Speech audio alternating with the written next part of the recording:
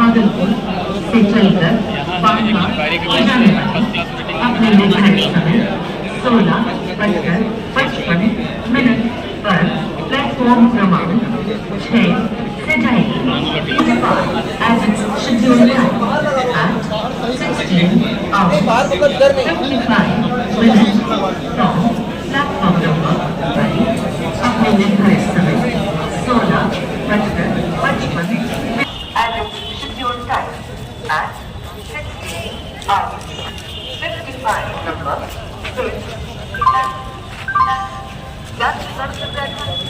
गाड़ी संख्या 03-448 भागलपुर से चलकर बांका को जाने वाली अपने निर्धारित समय 16:55 पर प्लेटफॉर्म क्रमांक 6 से जाएगी।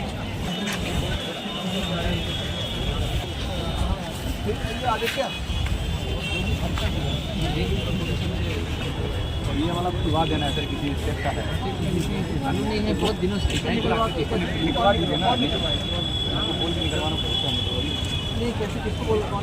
नहीं हमारे सामने आप हमेशा नहीं रहते हैं तो मेरे सामने हमेशा ट्रेन की मांग होती है। इस क्षेत्र में ट्रेन की मांग निरंतर है और ट्रेनों के लिए रखरखाव की व्यवस्था सबसे अनिवार्य चीज़ है और मैं वही चीज़ का निरीक्षण करने के लिए यहाँ पर आया हूँ कि एडिशनल जो वॉशिंग लाइन का कार्य जो चल रहा है जिसमें कि हम अतिरिक्त गाड़ियाँ अगर हमको चलानी है तो उसको रखरखाव करना होगा ना, क्योंकि सुविधाओं के साथ चलाना है, उनको सेफ्टी के साथ चलाना है, तो सबसे इम्पॉर्टेंट चीज़ है। तो वो कार्य हमारा चल रहा है, स्लो चल रहा है। इसमें WPO इस कार्य को कर रहा है पटना, और उसने ये कॉन्ट्रैक्ट HYT नाम की एक फर्म को दे रखा है। तो HYT के लोग, उनके ऊपर पेनल्टी भी लगाई हुई है, हर प्रकार से उनके ऊपर दबाव है और प्रति सप्ताह मैं समझ रहा हूँ कि पेनल्टी उनके ऊपर लग रही है।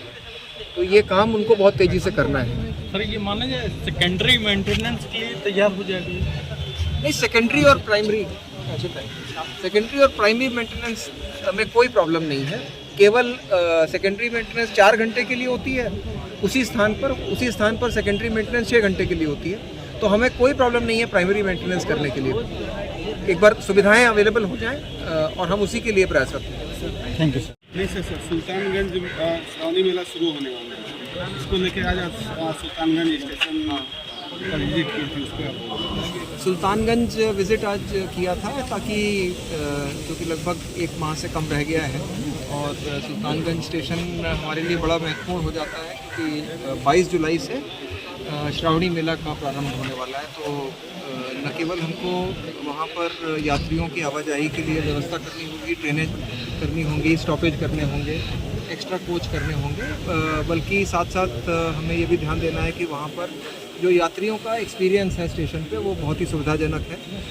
अभी ख़ास तौर से चैलेंज ये है कि हम लोगों ने ये चयनित किया था सुल्तानगंज स्टेशन अमृत स्टेशन के रूप में डेवलप करने के लिए। काम इसमें देर से शुरू हुआ क्योंकि लास्ट ईयर बड़ा श्रावणी मेला था जिसमें जो कि 3 माह तक चला था, तो उसके बाद ही हम लोग काम शुरू कर पाए और स्टेशनों पे हमारा काम चालू हो गया था। तो उसमें से कुछ चीज़ें डेवलप हो गई हैं, कुछ चीज़ें अभी पूरी तरह से डेवलप नहीं हैं।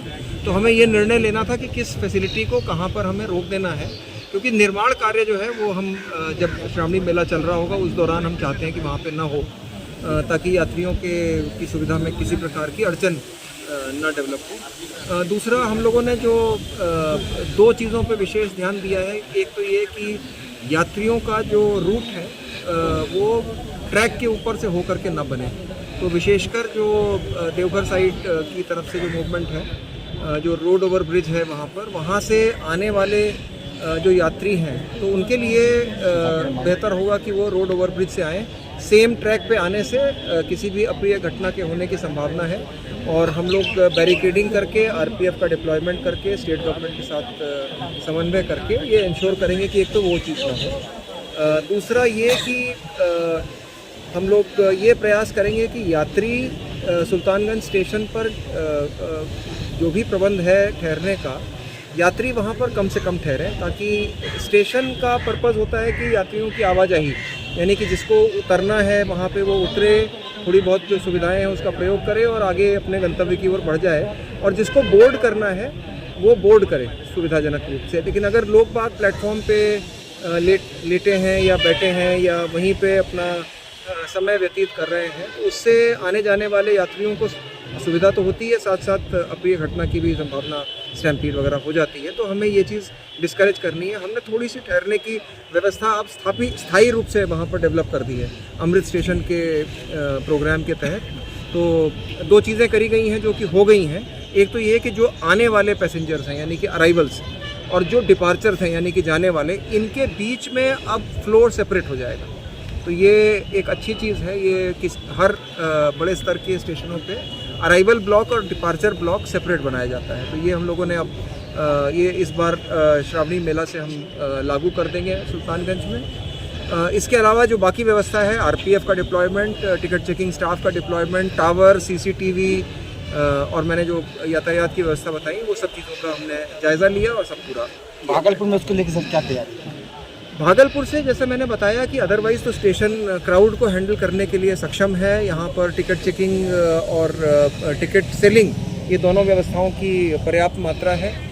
अब मैंने आज बहुत मुझे हर्ष है देख करके कि यहाँ पर जो यूटीएस ऑन मोबाइल को इस्तेमाल करने की जो प्रतिशत है वो पहले 2 या 3% होती थी। आज मुझे ये जानकारी यहाँ पर दी गई है कि 20% के आसपास हो गई है।